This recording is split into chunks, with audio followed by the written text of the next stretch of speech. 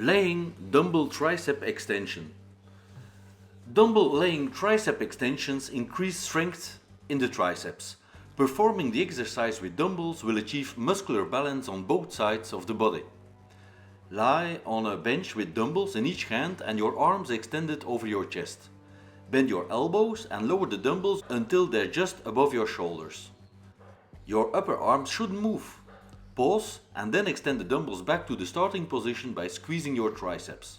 Do not place your feet on the bench. Make sure your feet are planted firmly on the floor. Do not allow your elbows to flare out to the sides.